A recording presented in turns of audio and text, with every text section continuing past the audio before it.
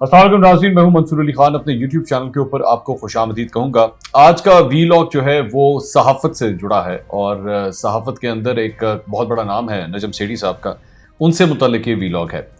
खबर ये है कि कहाँ से इस खबर का आगाज़ होता है। खबर का आगाज़ होता है नजम सेठी साहब एक ट्वीट करते हैं। कल उन्होंने ये ट्वीट की और उसके अंदर उन्होंने लिखा कि पाकिस्तान तहरीक-ए-इंसाफ के एक special assistant for prime minister उन्होंने कोई प्रोपेगेंडा शुरू किया है और उन्होंने कहा कि लोक विरसा के अंदर, इस्लामाबाद के अंदर लोक विरसा की जो बिल्डिंग है उसके अंदर कोई किराए की जगह है जो नजम सेठी साहब ने ली हुई है। उस मुतल्लिक दरअसल में ये ट्वीट की गई थी और जुल्फी बुखारी साहब ने भी इस मामले के ऊपर ट्वीट किया। उन्होंने कहा कि नजम सेठी साहब ने बड़े कम पैसों के अंदर ये जगह किराए पे ली हुई है। पहले उसका एक ग्राउंड फ्लोर था, फिर उसका फर्स्ट फ्लोर भी उन्होंने किराए पे ले लिया और ये सिलसिला कोई 90 की दहाई से चल रहा है। वहां से करते करते करते करते मामला जो है वो अब 2020 तक आ चुका है। इस दौरान उस जगह का किराया बढ़ता तो गया, लेकिन इल्ज़ाम यह है कि वो किराया उस तरह नहीं बढ़ा जो मार्केट रेट के मुताबिक है। जो पाकिस्तान तहरीक इंसाफ की और हुकूमत के ज़राए हैं वो ये कह रहे हैं कि इस जगह का किराया कम से कम 25 लाख रुपए होना चाहिए, लेकिन नजम सेठी साहब इस वक्त इस जगह का किराया सिर्फ 2,32,000 रुपए दे रहे हैं।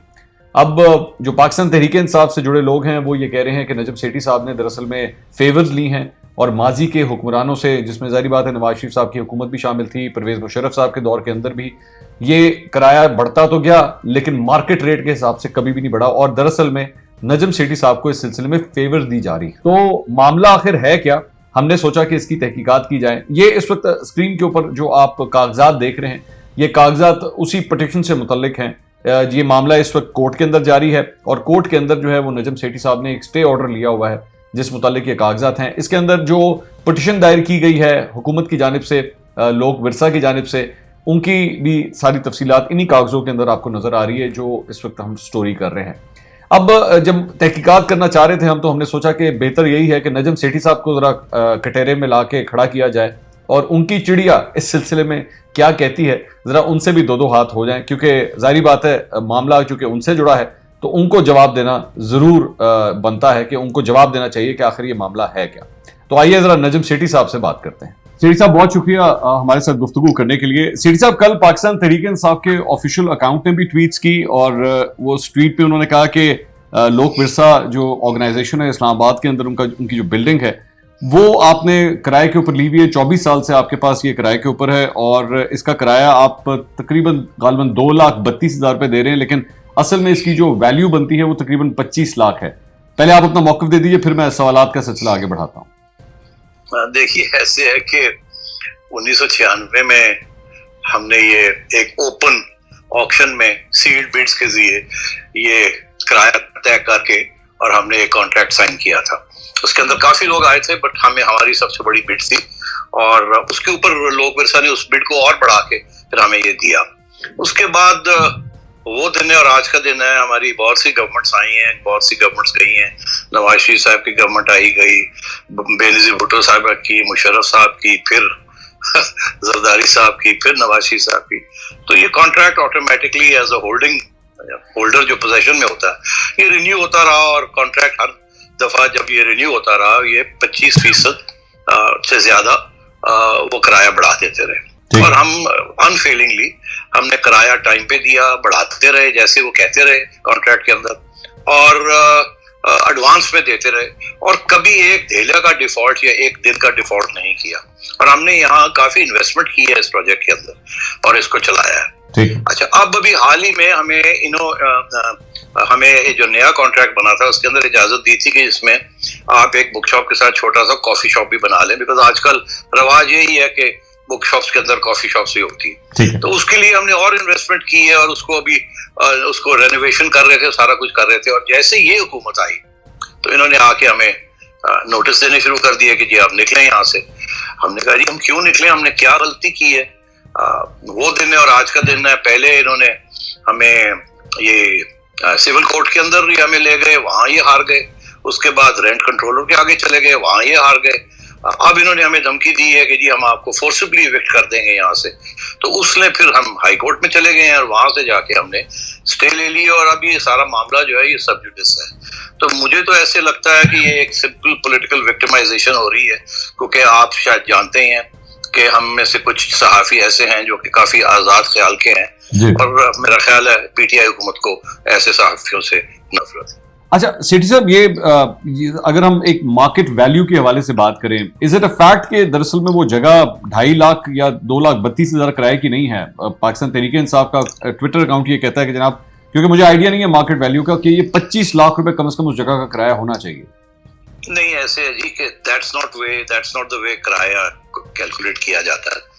एक तरीका होता है किराया कैलकुलेट करने का, और वो तरीका इख्तियार किया गया। हर साल, हर 3 साल के बाद 25% बढ़ जाता है। आपको पता है, अगर आप किसी किराए के घर में रह रहे हैं तो वो 11 महीने की कॉन्ट्रैक्ट होता है, मगर वो सालों के साल चलता रहता है, और हर साल के बाद 10% या 3 साल के बाद 25% बढ़ा दी जाती है। तो बेस लाइन से वो शुरू होता है। ऐसे नहीं होता कि जी एक दिन उठ के आके कहें कि जी आप 10 रुपए दे रहे हैं, आप तो इसकी 20 रुपए होनी चाहिए। और अगर ऐसी बात भी होती है तो फिर अगर वो ऐसा डिमांड भी करते हैं तो उसके ऊपर फिर नेगोशिएशन होती है कि अच्छा जी है या नहीं है, क्यों है, कैसे है। और यहाँ तो ऐसी बात ही नहीं है, ये तो आपने खुद से ही फैसला कर लिया कि इसका किराया इतना होना चाहिए और हम ये करेंगे और हम वो करेंगे। और अब तो खैर ये सब्जुडिस है और ये सरासर प्रोपेगेंडा है। कानून के मुताबिक 10% पर ईयर इंक्रीज होती है, जो कि हम, और या 25%, ये कानून के मुताबिक, तो वो हम करते आ रहे हैं। तो अब मुझे नहीं समझ आ रही कि इनको तकलीफ क्या है। तकलीफ एक ही है कि ये मुझे तंग करना चाह रहे हैं, वहां से निकालना चाह रहे हैं, और हमने अब स्टे ले लिए। अच्छा, वैसे सेठी साहब, मैं जारी बात है आपसे जूनियर हूं, आप बड़े सीनियर हैं, लेकिन आपके ख्याल में एक कॉन्फ्लिक्ट ऑफ इंटरेस्ट नहीं आता कि अगर एक जर्नलिस्ट जो है वो एक गवर्नमेंट के साथ ही बिजनेस एक्टिविटीज के अंदर इन्वॉल्व हो, तो जारी बात है फिर उसके ऊपर फेवरेटिज्म का एक लेबल तो लगता है, उसके ऊपर इल्जामात तो लगेंगे, चाहे वो सही हो या गलत हो, मैं उसकी डिबेट में नहीं जा रहा, लेकिन ये इल्जामात तो लगेंगे। इसका क्या मतलब है कि जर्नलिस्ट सिर्फ जर्नलिज्म ही करता है, कोई कारोबार नहीं कर सकता और किराए पे चीजें नहीं ले सकता? ये किस किस्म की आर्ग्यूमेंट है? ठीक, क्योंकि पाकिस्तान, मैं sir I will be frank about this, Pakistan Tehreek Insaf ये भी इल्जाम लगाती है कि नजम सेठी साहब जो हैं उनको क्रिकेट बोर्ड का चेयरमैन भी नून लीग ने बनाया, इस तरह के फेवर्स भी बहुत दिए, इस वजह से फिंगर पॉइंटिंग होती है आपकी तरफ। तो ये फिंगर पॉइंटिंग गलत है ना, इसलिए क्योंकि पीपल्स पार्टी की हुकूमत ने और नून लीग ने मिलकर मुझे chief minister, interim chief minister बनाया था, और इमरान खान साहब ने उसको एक अच्छा कदम तस्लीम किया था उस वक्त। चेयरमैन क्रिकेट बोर्ड में मैंने जो खिदमात दी हैं वो आपके सामने हैं, और जब इनकी हुकूमत आई तो मैंने उसी वक्त रेजिग्नेशन दे दिया। अब अर्ज ये है कि क्या कोई जर्नलिस्ट जो है वो कारोबार नहीं कर सकता, कोई और जॉब नहीं ले सकता? और क्या मेरी सारी आमदन जो है वो सिर्फ जर्नलिज्म से आती है? ये तो है नहीं ना। जर्नलिज्म से पैसे पहले भी मैं जिंदा था और जर्नलिज्म के बाद भी मैं जिंदा रहूंगा। ठीक है, ठीक है। Thank you so much Najam Sethi साहब, बहुत शुक्रिया हमारे साथ गुफ्तगू करने के लिए। नाज़रीन, नजम सेठी साहब की गुफ्तगू आपने सुनी, और उनका ये मानना है कि ये उनका राइट है कि वो किस तरह बिजनेस करते हैं। किराए के हवाले से उनका मौक़िफ़ आपने सुन लिया, वो सही है या गलत है, जारी बात है, इसका फैसला आपने करना है, लेकिन फिलहाल तो सबसे पहले फैसला ये कोर्ट ने करना है, क्योंकि मामला जो है वो कोर्ट के अंदर है। हमारा सिर्फ फर्ज ये था कि आप तक ये बात पहुंचा दी जाए।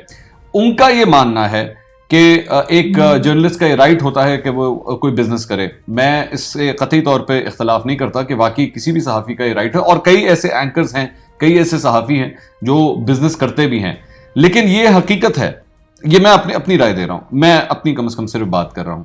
ये हकीकत है कि अगर आप एक सहाफ़ी हैं और अगर एक एंकर पर्सन हैं, अगर आपका बिजनेस किसी तरह हुकूमत के साथ अगर जुड़ जाता है या हुकूमत से लेन देन के मामलात आ जाते हैं, तो चाहे वो कारोबार कितना ही साफ सुथरा क्यों ना हो, उसके ऊपर उंगलियां फिर भी उठेंगी। ऑपोजिशन उसके ऊपर उंगलियां जरूर उठाएगी कि जनाब आपने यहां पे फेवर ली, चाहे आपने ली है या नहीं ली, उंगलियां फिर भी आपके ऊपर उठेंगी।